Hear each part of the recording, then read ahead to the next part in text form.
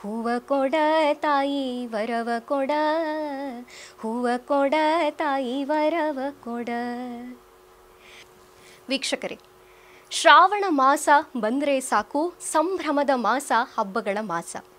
ಅದರಲ್ಲೂ ಶ್ರಾವಣ ಮಾಸದಲ್ಲಿ ಮುಖ್ಯವಾಗಿ ಎಲ್ಲರ ಮನೆಗಳಲ್ಲೂ, ನಾಡಿನ ಪ್ರತಿ ಮನೆಗಳಲ್ಲೂ ಸಂಭ್ರಮದಿಂದ ಆಚರಣೆ ಮಾಡುವಂತಹ ಹಬ್ಬ ವರಮಹಾಲಕ್ಷ್ಮಿ ಹಬ್ಬ. ಅಷ್ಟೈಶ್ವರ್ಯ ಸಿದ್ಧಿಗಾಗಿ ಪಾಲಸಾಗರ ಸಂಭೂತೆಯಾದ, ಕ್ಷೀರಾಬ್ಧಿ ತನಯೆಯಾದ, ವಿಷ್ಣು ವಕ್ಷಸ್ಥಲ ನಿವಾಸಿನಿಯಾದ, ಸಕಲ ಇಷ್ಟಾರ್ಥಗಳನ್ನು ಕೊಡುವ ಆ ಮಹಾಲಕ್ಷ್ಮಿಯನ್ನ ಪರಿಪರಿಯಾಗಿ ಸ್ತೋತ್ರ ಮಂತ್ರಗಳಿಂದ ಅರ್ಚನೆ ಮಾಡಿ, ಪೂಜೆಗಳನ್ನು ನೆರವೇರಿಸಿ, ಅರ್ಚನಾದಿಗಳನ್ನು ನೆರವೇರಿಸಿ ತಾಯಿ ವರವ ಕೊಡು ಅಂತ ಬೇಡಿಕೊಳ್ಳುವಂಥ ಹಬ್ಬ. ಈ ಹಬ್ಬವನ್ನ ನಾವೆಲ್ಲ ಶಾಸ್ತ್ರೋಕ್ತವಾಗಿ ಹೇಗೆ ಆಚರಣೆ ಮಾಡಬೇಕು, ಇದರ ಪೂಜಾ ವಿಧಾನಗಳೇನು, ಯಾವ ಸ್ತೋತ್ರ ಮಂತ್ರಗಳಿಂದ ಅರ್ಚನೆ ಮಾಡಿದರೆ ಮಹಾಲಕ್ಷ್ಮಿ ನಮಗೆ ಒಲಿತಾಳೆ, ಯಾವೆಲ್ಲ ರೀತಿಯ ಸರಿಯಾದ ಪೂಜಾ ಕ್ರಮಗಳನ್ನು ನಾವು ಅನುಸರಿಸಬೇಕು, ಹಾಗೂ ಈ ಹಬ್ಬದ ಕಥೆ ಏನು, ಮಹತ್ವವೇನು, ನಾವೆಲ್ಲ ಮನೆಗಳಲ್ಲಿ ಈ ಹಬ್ಬವನ್ನ ಯಾವ ರೀತಿಯಾಗಿ ಆಚರಣೆ ಮಾಡಬೇಕು, ಈ ಎಲ್ಲ ಮಾಹಿತಿಯನ್ನ ಜೊತೆಗೆ ಶಾಸ್ತ್ರೋಕ್ತವಾದ ಪೂಜೆಯನ್ನ ನಿಮ್ಮ ನೆಚ್ಚಿನ ಅಶ್ವವೇಗ ಸುದ್ದಿವಾಹಿನಿಯಲ್ಲಿ ತಿಳಿಸಿಕೊಡ್ಲಿಕ್ಕೆ ಈ ಸುಂದರವಾದ ವರಮಹಾಲಕ್ಷ್ಮಿಯ ವಿಶೇಷ ಕಾರ್ಯಕ್ರಮವನ್ನ ಖ್ಯಾತ ಜ್ಯೋತಿಷಿಗಳು, ಧಾರ್ಮಿಕ ಆಧ್ಯಾತ್ಮಿಕ ಚಿಂತಕರಾದಂಥ ಶ್ರೀ ಆಚಾರ್ಯ ಗುರೂಜಿಯವರ ನೇತೃತ್ವದಲ್ಲಿ ನಾವು ನಡೆಸಿಕೊಡಲಿದ್ದೇವೆ. ಖ್ಯಾತ ಜ್ಯೋತಿಷಿಗಳು, ಧಾರ್ಮಿಕ ಚಿಂತಕರು, ಆಧ್ಯಾತ್ಮ ಚಿಂತಕರು, ವೇದ ಪಾರಂಗತರು ಶ್ರೀ ಆಚಾರ್ಯ ಗುರೂಜಿಯವರನ್ನ ಕಾರ್ಯಕ್ರಮಕ್ಕೆ ಸ್ವಾಗತಿಸೋಣ. ಗುರುಜಿ ನಮಸ್ತೆ, ಕಾರ್ಯಕ್ರಮಕ್ಕೆ ಸ್ವಾಗತ.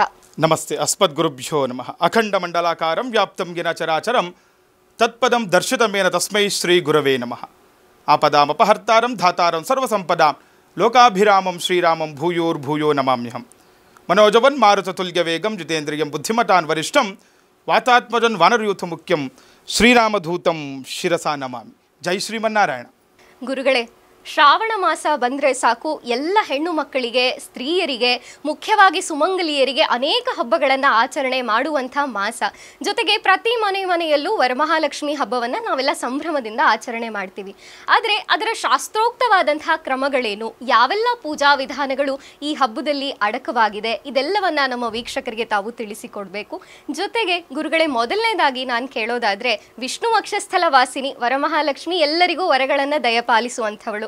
ಅವಳನ್ನ ಒಲಿಸಿಕೊಳ್ಳಬೇಕಾದ್ರೆ ವರಮಹಾಲಕ್ಷ್ಮಿಯ ಪೂಜಾ ಹಬ್ಬವನ್ನ ಮೊದಲನೇದಾಗಿ ಯಾವ ಕ್ರಮಗಳಿಂದ ನಾವು ಶುರು ಮಾಡಬೇಕು ಗುರುಗಳೇ? ನೋಡಿ, ತುಂಬ ವಿಶೇಷವಾಗಿರುವಂತಹ ದಿನ ಆಗಿರುತ್ತೆ.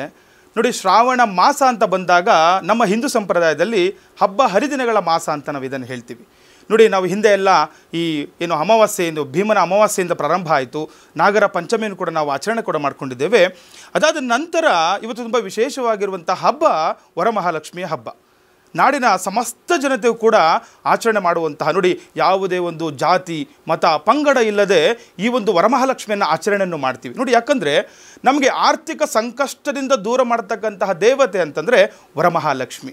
ಯಾರಿಗೆ ಹಣ ಬೇಡ ಹೇಳಿ? ಎಲ್ಲರಿಗೂ ಕೂಡ ಆರ್ಥಿಕ ಸಮಸ್ಯೆ, ಒಂದಲ್ಲೂ ಒಂದು ರೀತಿಯ ಸಮಸ್ಯೆಗಳನ್ನು ಎದುರಿಸ್ತಾ ಇರ್ತಾರೆ. ಹಾಗಾಗಿ ಎಲ್ಲರಿಗೂ ಬೇಕಾಗಿರುವಂತಹ ವರಮಹಾಲಕ್ಷ್ಮಿ ವ್ರತವನ್ನು ಇದನ್ನು ನಾವು ಆಚರಣೆ ಮಾಡ್ತಾ ಇದ್ದೇವೆ. ಆಚರಣೆ ಹಿನ್ನೆಲೆಯನ್ನು ತಿಳ್ಕೊಳ್ಬೇಕು. ನೋಡಿ, ಯಾವುದೇ ಕಾರಣಕ್ಕೂ ಕೆಲವೊಂದು ಆಚಾರಗಳನ್ನು ಮಾಡಿಲ್ಲ ಅಂದರೂ ನಾವು ಪರವಾಗಿಲ್ಲ, ಅಪಚಾರಗಳನ್ನು ಮಾಡಬಾರ್ದು ಅಂತ ಹೇಳುತ್ತೆ. ಹಾಗಾಗಿನೇ ನೇರವಾಗಿ ಇವತ್ತು ನೇರ ಪ್ರಸಾರವಾಗಿ ನಾವು ಇವತ್ತು ಎಲ್ಲರಿಗೂ ಕೂಡ ತಿಳಿಸ್ಕೊಡ್ತಾ ಬರ್ತಾ ಇದ್ದೀವಿ. ಈ ಆಚಾರದ ವಿಧಿವಿಧಾನಗಳು ಯಾವ ರೀತಿ ಇರುತ್ತೆ, ಯಾವ ರೀತಿ ಕ್ರಮಗಳನ್ನು ಆಚರಣೆ ಮಾಡಬೇಕು, ಯಾಕೆ ವರಮಹಾಲಕ್ಷ್ಮಿ ವ್ರತವನ್ನು ಆಚರಣೆ ಮಾಡಬೇಕು ಅಂತ. ನೋಡಿ, ಸಾಮಾನ್ಯವಾಗಿ ನಾವು ಕೆಲವೊಂದು ನಮ್ಮ ಸಂಪ್ರದಾಯದಲ್ಲಿ ಶಾಸ್ತ್ರಾನುಸಾರವಾಗಿ ಕೆಲವೊಂದು ನಕ್ಷತ್ರಗಳಲ್ಲಿ ಕೆಲವೊಂದು ಹಬ್ಬಗಳನ್ನು ಆಚರಣೆ ಮಾಡ್ತೀವಿ. ಇನ್ನು ಕೆಲಗಳನ್ನು ನಾವು ದಿನಗಳ ಮುಖಾಂತರವಾಗಿ ಕೆಲವೊಂದು ಮಾಡ್ತೀವಿ. ನೋಡಿ, ವರಮಹಾಲಕ್ಷ್ಮಿ ಅಂತ ಬಂದಾಗ ನಾವು ಶುಕ್ರವಾರಗಳನ್ನು ನೋಡ್ತೀವಿ. ಇನ್ನು ಯಾವುದಾದ್ರೂ ಬೇರೆ ಹಬ್ಬಗಳಂತ ನೋಡಿ, ನಮ್ಮ ಯಾವುದೇ ಹಿಂದೂ ಸಂಪ್ರದಾಯದಲ್ಲಿ ಹಬ್ಬಗಳು ನೋಡ್ಕೊಳ್ತಾ ಹೋದಾಗ ಕೆಲವೊಂದು ನಕ್ಷತ್ರ ರೀತಿಯೇ ಇರುತ್ತೆ. ಆ ಒಂದು ನಕ್ಷತ್ರದಲ್ಲೇನು ಮಾಡಬೇಕು, ಕೆಲವೊಂದು ಈ ಏನು ಹೇಳ್ತೇವೆ ನಾವು ಹಬ್ಬದ ವಾರದ ರೀತಿಯನ್ನು ಕೂಡ ನಾವು ನೋಡ್ತಿರ್ತೀವಿ. ಹಾಗಾಗಿ ಇದು ವರಮಹಾಲಕ್ಷ್ಮಿ ವ್ರತ ಅನ್ನುವಂಥದ್ದು ನಾವು ಶುಕ್ರವಾರ ಅಂದರೆ ಶುಕ್ರವಾರ ನಾವು ಮಾಡುವಂತಹ ವಿಶೇಷವಾಗಿರುವಂಥ ಹಬ್ಬ. ಯಾವಾಗ ಮಾಡಬೇಕು ನೋಡಿ, ಶ್ರಾವಣ ಮಾಸದ ಶುಕ್ಲ ಪಕ್ಷದಲ್ಲಿ ಮಾಡುವಂಥದ್ದು. ಶುಕ್ಲ ಪಕ್ಷ ಅಂದರೆ ಪೌರ್ಣಮಿಯ ಹಿಂದೆ ಬರುವಂಥದ್ದೇ ಶುಕ್ಲ ಪಕ್ಷ. ಅಂದರೆ ಅಮಾವಾಸ್ಯೆಯ ನಂತರ ಶುಕ್ಲ ಪಕ್ಷ ಪ್ರಾರಂಭ ಆಗುತ್ತೆ.